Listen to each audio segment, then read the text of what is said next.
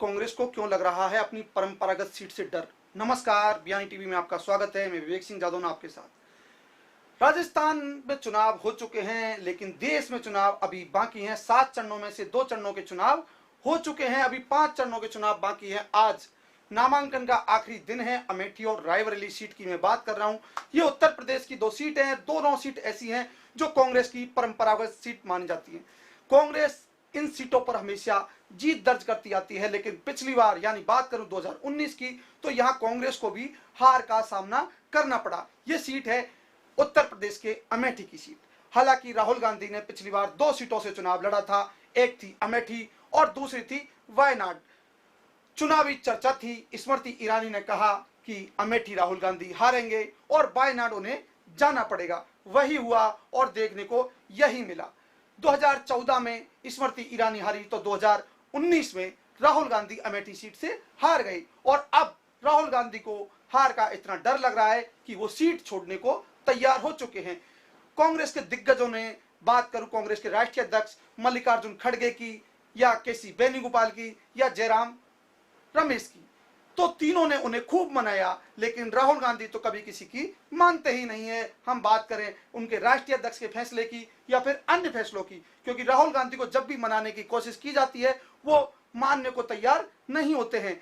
जब उन्होंने राष्ट्रीय अध्यक्ष पद से त्याग किया था उस समय भी उन्हें काफी मनाने की चर्चा मीडिया की सुर्खियों में रही थी, लेकिन वो नहीं माने थे। अब एक बार फिर उन्हें पिछले कई दिनों से मनाने की कवायद जारी है। मल्लिकार्जुन खड़गे जो कांग्रेस के राष्ट्रीय अध्यक्ष है, सर्वे सर्वा जिन्हें कहा जा रहा है, वो भी मना रहे हैं, लेकिन राहुल गांधी नहीं मान रहे।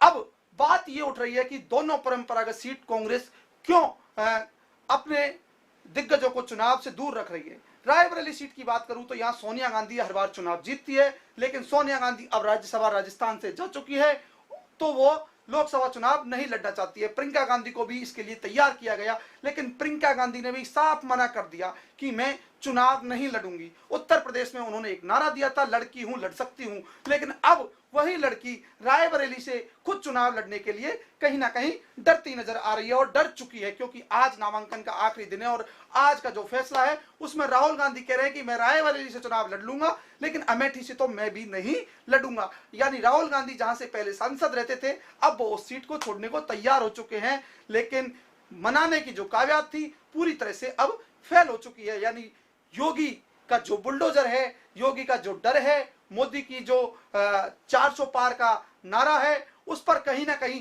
कांग्रेस इतना डर चुकी है कि वो अब अपनी परंपरागत जहां से वो हर बार जीतती है उन सीटों को पूरी तरह से छोड़ने को तैयार हो चुकी है। अब सवाल कई उठते हैं, क्या कांग्रेस भाजपा से सामना करने में डर रही है या फिर अपनी सीटों पर उन्हें इतना डर सता रहा है कि वो चुनाव नहीं लड़ सकती है।